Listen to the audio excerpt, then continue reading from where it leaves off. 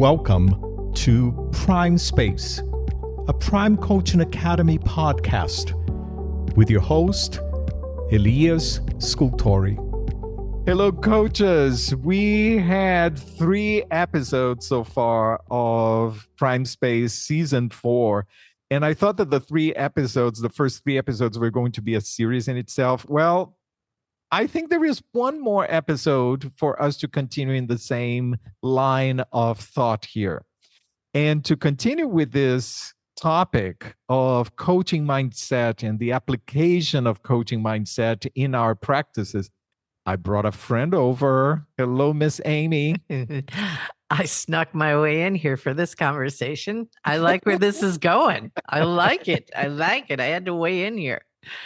I brought Amy over because what I would like to continue this thought process around coaching mindset is, okay, first episode, I was able to share with you my way of verbalizing and defining coaching mindset, which I believe is one of the least well-defined concepts of coaching that we have presently. So I gave my definition of that. On the second episode, I kind of played devil's advocate because oftentimes we have these very lofty ideas of coaching mindset, and coaches have trouble in the practicality of it, in the application of this coaching mindset in their day-to-day practices, working with their clients and what the clients are expecting of the process. Well, but then on episode 3 last week, I had this interview with Michelle Tajudin, and she was very clear, and it was a beautiful example of someone who is tremendously successful in their practice because she was firm and grounded in the coaching mindset. So, Amy, let's talk about this. How do we do this? What does it mean to build a practice that is in alignment with a coaching mindset? Yeah. I actually think, Elias, this starts with the coach's own perception of themselves. Who am I as a coach? And who do I want to be as I continue to grow as a coach? I think one of the things, it took me a while to realize this, that there in the coaching relationship, there is one thing I'm an expert in, and that is coaching. And if I approach my work with that and I start there, that means it's my job to inform the client how to use me best and how to get the most from the coaching relationship as possible. And all of those things originate from the coaching mindset.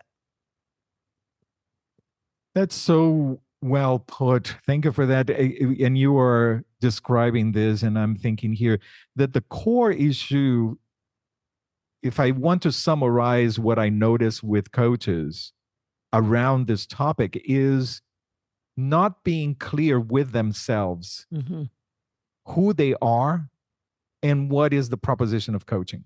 Because once we are clear about what coaching is, once we understand what is the power of this mindset and what is the power of the proposition of coaching, there is no other way. Like, of course, this is what I'm going to be doing. And of course, I'm going to bring this to my clients. And yes, clients may not fully understand that proposition 100%, but it's our job to show them, to bring them and to be solid in this coaching mindset, just like Michelle mentioned last week. And then the clients are going to see what this is about, and they will not want anything else.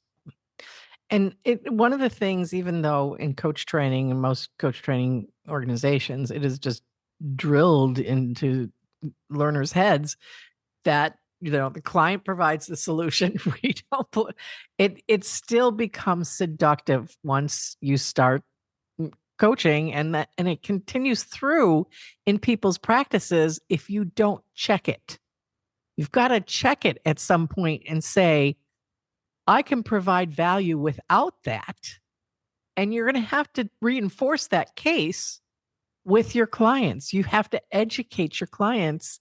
This is how it goes. This is how you're going to get the most value from me, from this relationship, and from this time we're spending together. What winds up happening is that so many coaches, I think, feel intimidated because the client, we all know, we've all been in that situation. The client is driving hard to get answers, solutions, perspectives from you. And that's what they think they want because they don't know how much more value they can get in the way that we do it when we use the coaching mindset. You said the magic word there. They think they know. Yeah. Of course, when we ask a client, what would be important for us to discuss here today, even I'm thinking of a specific session, but even in the overarching agreement of the coaching process, if we ask the client, what do you need?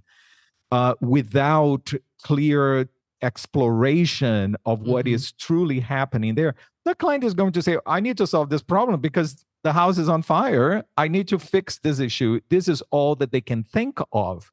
Yep. The job of the coach is to support the client to go deeper, to support the client into seeing things more broadly, including in setting what is the outcome of this process, what is the outcome of this coaching session, so that they are more aware of what is truly the core, the crux of the matter for them to address and get clarity in. Here's another interesting angle to this too, is that if you're coaching and you get into the habit of consulting, coaching, whatever it is, and you start going there with your clients, you build that expectation that they're going to get more of that. And as they get more of that, and that becomes more the norm and the expected in the relationship, what you are choking off is the opportunity to work beyond problems and solutions. And that becomes the relationship. Problems, solutions, finding those problems, answers to those problems and solutions, versus helping the client to truly transform so that problems and solutions take on a new meaning and are handled in completely different, more sustainable ways than just playing whack-a-mole with problems and solutions. And it reminds me of what I said, I think in the second episode here, this idea that we are constantly educating our clients. And education does not necessarily mean that we are going to stop and describe what coaching is and tell the client what is coaching and remind of the coaching proposition. The education is in that moment that we pause. We don't say a word. That moment when we ask a clarifying question. Those are moments that little by little the client knows, oh, wow, that question was powerful. We went into a dimension that I was not expecting. Right. Here. Those moments are so crucial for us to be so grounded in the coaching mindset, because it is right there that the client is going to not only hear what coaching is, but experience the power of coaching. So I guess that the primary point here that we want to make here, the first point is that, first of all, it is possible. Yes, clients are going to come expecting solution. Clients come without a clear understanding of the proposition of coaching.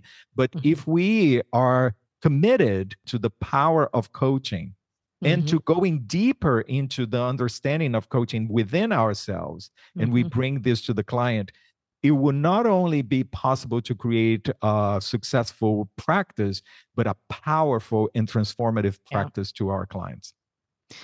Yeah, and a lot of this depends on who's your target market, right? And for lack of a better term, clients I work with, these are people who are very decisive. They know how to create solutions. They know how to solve their problems, but yet they're maybe want to be more strategic minded, talk more about strategy or flaws in strategy or whatever it is. And that's all well and fine. But as the coach, I sit there and I say to myself, I can sit here and talk to you and we can do this jargon thing back and forth and we can stay at that level.